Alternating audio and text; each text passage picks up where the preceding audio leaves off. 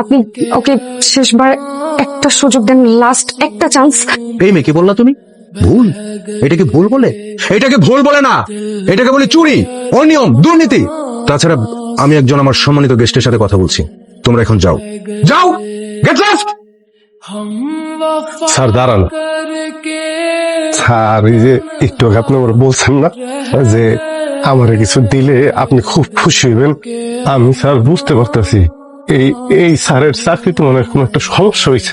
Sir আপনি যদি ওনার চাকরিটা ফেরতের ব্যবস্থা করেন তাইলে কিন্তু আমি খুব খুশি হবো স্যার। আরে ভাই, আপনি সব কি বলছেন? আপনি জানেন ও কত বড় দুর্নীতি করেছে, কত বড় খারাপ কাজ করেছে?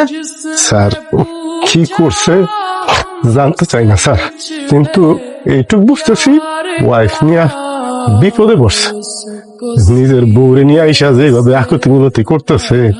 স্যার চাকরিটা ফেরত দিয়ে দেন স্যার। আপনি সব কি বলছেন? আপনার জন্য আমি কত কিছু করতে চাইলাম, আপনি তো কিছুই নিলেন না। আর একজন দুর্নীতিবাজ, ওর জন্য আপনি আমার কাছে চাইছেন? আপনি আমাকে অবাক করুন। স্যার ও দুনিয়াটা একটা অবাকের জায়গা, এই জায়গায় আমরা মাঝে মধ্যে অবাক হই, এমন অবাক মাঝে মধ্যে হই নিজের বুঝ দেওয়া যায় না। ওই যে ম্যাডাম একটা কথা বলছে না, চাকরিটা না থাকলে সংসার চালানো কঠিন হইব, খুব বাজে পরিস্থিতির মধ্যে তারা পড়বো। আসলেই স্যার পুরুষ মানুষের টাকা না থাকলে ওই পুরুষের আসলে কোনো দাম নাই।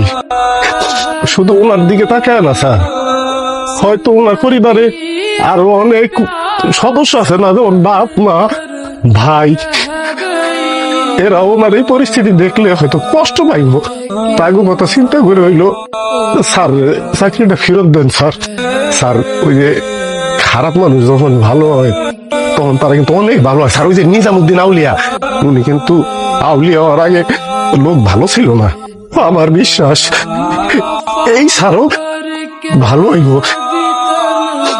এই স্যার হয়তো আপনার কোম্পানির বড় কোনো উপকার আসতে পারে। স্যার আপনি আর অনুরোধটা একটু রাখছেন, স্যারে কষ্ট দিয়েন না, এই স্যারে কষ্ট দিয়েন না গো স্যার।